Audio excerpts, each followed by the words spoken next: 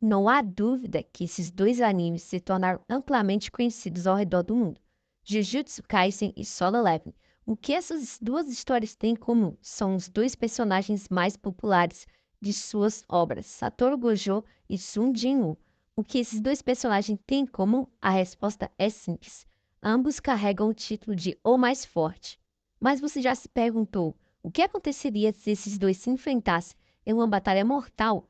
E como o nosso querido Monarca das Sombras poderia lidar com o usuário do ilimitado? Quer saber a resposta? Venha comigo ver essa batalha que está simplesmente insana. Antes de compararmos suas habilidades, é importante saber o poder de cada um deles e entender as suas capacidades. Começaremos então pelo protagonista de Jujutsu Kaisen, Satoru Gojo, o feiticeiro mais forte da era moderna. Satoru Gojo, sem dúvidas, é um dos personagens mais populares e poderosos de Jujutsu Kaisen. No universo de Jujutsu, são poucos capazes de sobreviver mais do que alguns minutos em confronto direto com ele. Sendo um descendente do clã Gojo, ele herdou os 6 olhos e a técnica secreta da família, o ilimitado. No entanto, a combinação dessas habilidades é tão rara que em 4 séculos de história, Satoru Gojo foi o primeiro a herdar essas duas habilidades em conjunto. Suas habilidades funcionam da seguinte forma. Primeiro, os 6 olhos. Os 6 olhos, com essa habilidade, ele aprimora significativamente a percepção e o controle da energia amaldiçoada do usuário. Com ela, Satoru Gojo consegue enxergar o fluxo da energia amaldiçoada em detalhes minúsculos, permitindo-lhe manipulá-lo com precisão e eficiência quase divina, por assim dizer, né? Na prática, isso reduz consideravelmente o consumo da sua própria energia amaldiçoada, tornando-lhe ele capaz de manter técnicas avançadas por um longo período de tempo sem desgastes muito relevantes ali para ele no meio da batalha. Então quer dizer que é praticamente impossível que o estoque de energia amaldiçoada de Gojo chegue a zero.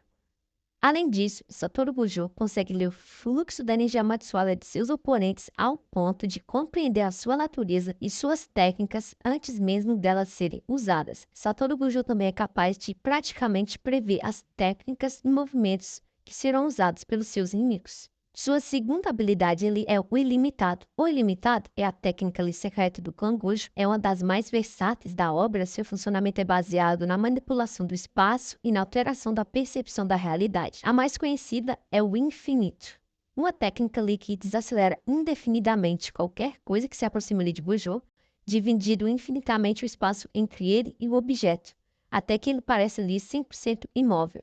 Com essa barreira, Satoru Gojo pode impedir praticamente qualquer coisa de atingi-lo, tornando-o praticamente intocável, pois qualquer ataque, por mais rápido que seja, jamais o alcança.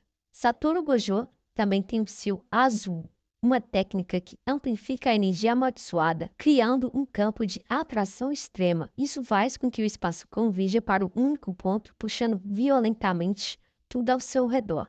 E o vermelho, uma técnica que reverte a energia amaldiçoada em negativa, transformando-a em positiva. O resultado é uma força de repulsão brutal, capaz de repelir tudo ao seu redor, com intensidade esmagadora. Então, o azul puxa e o vermelho empurra. Por fim, temos então o vazio roxo, uma combinação do efeito de atração do azul com a força de repulsão do vermelho. O impacto dessa fusão gera uma massa imaginária de cor roxa que é simplesmente esmagadora, apagando tudo em seu caminho. Ele apaga qualquer coisa que o toque. E com o ilimitado de Satoru Gojo, ele também é capaz de se teletransportar e teletransportar pessoas ao comprimir o espaço entre ele, o usuário e seu local de destino. Satoru Gojo também possui o seu maior trunfo, a sua expansão de domínio, o vazio ilimitado. Com o vazio ilimitado, Gojo cria um espaço metafísico, onde qualquer um que seja pego recebe uma quantidade infinita de estímulos e informações diretamente no seu cérebro. Isso sobrecarrega a mente da vítima, tornando-a incapaz de se mover, gerando danos graves aos cérebros da vítima, até que ela venha a óbito. Além disso, como todas as expansões de domínio, essa técnica de Gojo possui o chamado acerto garantido, ou seja, uma vez que você é pego, cheque, mate. Além disso, temos ali uma barreira geral que impede a fuga da vítima, prendendo ali todos que estiverem dentro dela. Agora vamos falar um pouco sobre nosso querido protagonista de Solo Leveling, Sung Jin-woo, o fragmento da luz mais brilhante, o monarca das sombras. Jin-woo possui ali uma lista de habilidades bem extensa, na verdade, que seria impossível citar todas elas, porque praticamente daria um vídeo inteirinho sobre elas. Então, por causa disso, vamos citar aqui só suas habilidades principais. Entre os poderes do monarca, as principais habilidades são a necromancia. Jin-woo é capaz de transformar qualquer criatura que possua uma alma em um soldado morto-vivo, conhecidos como soldados das sombras, que são formados pela energia da morte e não podem ser destruídos de maneira convencional. Além disso, são seres incorpóreos, permitindo-lhe alterar sua forma livremente e se mover através das sombras. Segundo, temos a sua manipulação da morte. Entre os títulos que Jin-woo carrega, destacam-se o Rei dos Mortos-Vivos e o Rei da Morte. Como monarca das sombras, ele é praticamente imortal, como é falado por Beero em Solo Leveling Ragnarok, e possui o controle absoluto sobre a energia da morte. Em Solo Leveling Ragnarok, ele foi capaz de reviver o monarca da destruição Antares, embora sem restaurar sua verdadeira essência original, limitando-o a conceder-lhe apenas um novo corpo. E em terceiro, temos a manipulação das sombras. Uma habilidade derivada de sua manipulação da morte, essa técnica permite que Sung Jin-woo controle suas sombras de inúmeras formas. Com isso, ele pode criar desde roupas simples ou uma forma gigantesca, semelhante à de seus soldados das sombras. E ele também pode criar ou arremessar armas contra os seus inimigos. Lá no capítulo 31 de Solo Leveling Ragnarok, tem uma página onde fala que Jin-woo pode criar um santuário das sombras no mundo real. Embora suas capacidades ainda não tenham sido completamente reveladas, esse santuário é um espaço onde a realidade se dobra, contendo inúmeras, incontáveis, infinitas estrelas em seu interior. Com essa habilidade, Jin foi capaz de empurrar um dos exércitos Itarim de volta pela fenda entre as dimensões. Agora, essa habilidade é bom vocês ficarem um pouco atentos a ela. O chamado Mundo do Descanso Eterno. Uma dimensão ali que é infinita, existente ali dentro da própria sombra de Jin-woo, onde ele tem um controle total sobre a realidade, podendo alterar, criar ou destruir qualquer coisa existente dentro de sua dimensão. Já é claro, tem outras inúmeras habilidades e feitos impressionantes de Jin-woo, que daria, né? Mais uma vez, vou falar aqui um vídeo inteiro falando delas, mas, sabendo das habilidades principais de ambos, vamos imaginar um cenário hipotético onde ambos se enfrentam ali numa batalha mortal. Primeiramente, vamos falar um pouco sobre atributos físicos. Sendo bem sincero, ninguém vai se acordar de mim se um de um se encontra ali num patamar brutal, muito acima ali, muito acima não, muito, sei lá, infinitas vezes acima do que o próprio universo de Jujutsu Kaisen. Mesmo se comparado a Satoru Gojo, em Solo Leveling Ragnarok, logo lá no começo da história, é mostrado que o Beero, presta atenção, o Beero, a segunda sombra mais forte e poderosa de Jin-woo, viajou ali do vazio entre os universos até a Terra em aproximadamente 2 anos. Diversas vezes na novel é mencionada que a Terra está localizada em uma região isolada e bem distante do universo. Nos capítulos ali extras de Solo Leveling, os titãs de pedra afirmam que o planeta se encontra ali na periferia do cosmos. Estima-se que essa façanha de Beero é equivalente a aproximadamente, se eu não me engano, 20 bilhões ou milhões a velocidade da luz. Tudo bem que cálculo, né? Mas deixa pra lá, né? Mesmo se considerarmos ali esse cálculo, o ponto central permanece que Gojo, em hipótese alguma, seria tão rápido quanto Beero para reagir ao ataque, né? Da nossa baratinha mais forte. Lembrando que nem é mesmo a sombra mais forte e poderosa de Sung Jin-woo, quem dirá o próprio. Além da velocidade, existe também a questão da força. Lá no capítulo 10 do Monhwa de Solo Leveling Ragnarok, vemos um breve vislumbre ali do que parece ser um apóstolo Itarim, maior do que o próprio planeta Terra. Caso não queira considerar essa imagem, tudo bem. Mas, no entanto, lá no capítulo 293 da novel, existe uma menção direta que reforça a escala absurda de poder. Então, eu acho que apenas com esse trecho já é o suficiente para deixar claro meu ponto. Mesmo se considerarmos a percepção de Satoru Gojo, suas habilidades de combate corporal, até mesmo a sua energia reversa, que concede a ele ali a capacidade de se regenerar parte do corpo, né? Sujin está simplesmente em um nível absurdo de poder do que o próprio universo de Jujutsu Kaisen.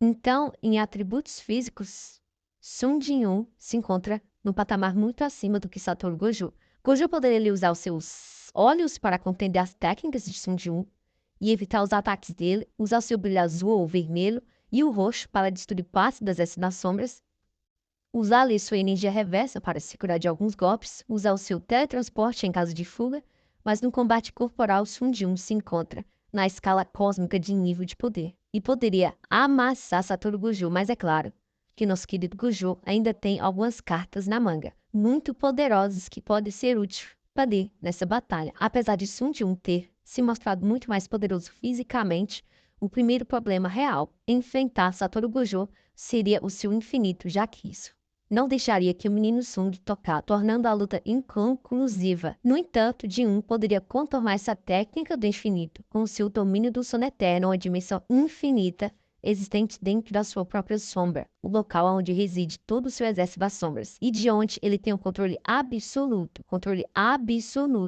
sobre aquela realidade. Para vocês terem uma noção, Ashborn, o antigo monarca das sombras, foi capaz de alterar completamente aquele espaço, transformando ali em um vazio e pura escuridão. Em tese, uma vez que Gojo seja preso dentro do mundo do sono eterno, tanto o espaço ocupado por Satoru Gojo e o espaço ocupado pelo seu infinito poderiam ser completamente retirados de acordo com a própria vontade de Jin. Nesse caso, não importa se a barreira de Satoru Gojo é algo infinito, porque o mundo do sono eterno também é uma dimensão de espaço infinito e permite Jin alterar a realidade de todo aquele espaço infinito de acordo com a sua própria vontade. Então, existe uma grande chance de Jin conseguir burlar o infinito de Gojo, alterando todo o espaço ocupado por ele.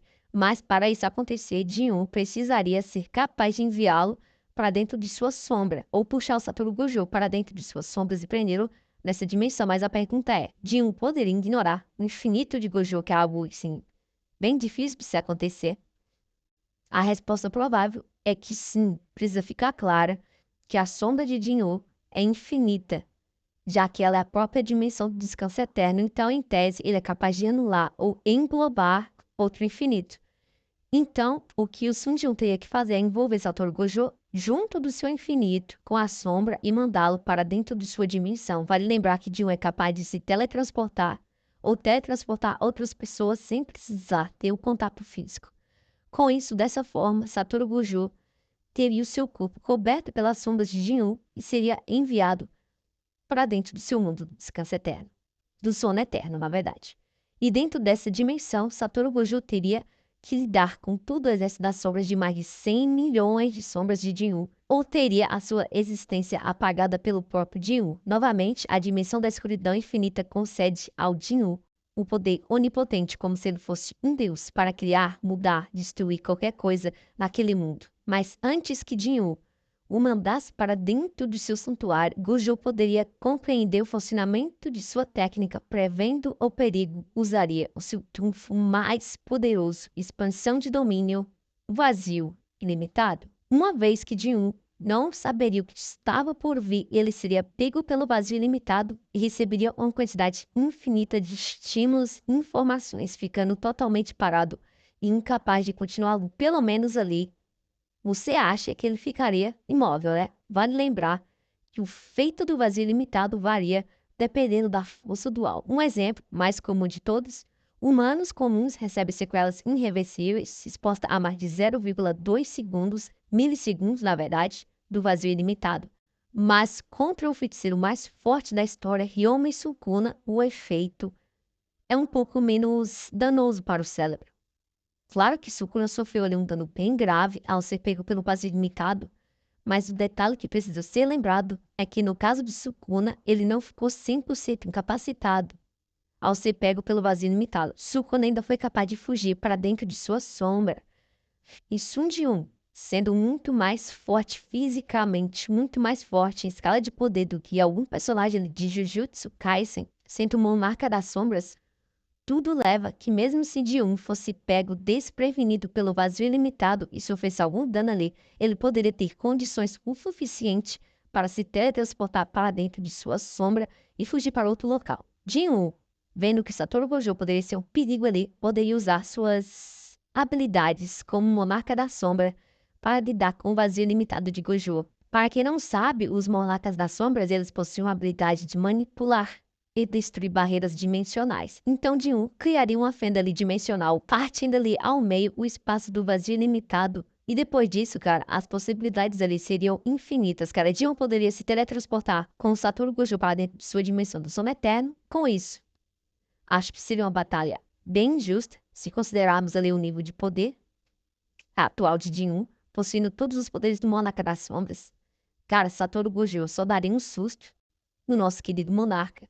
Mas creio eu, que o Gojo teria uma chance de vitória ali, caso enfrentasse o Jin-woo ali em rank S.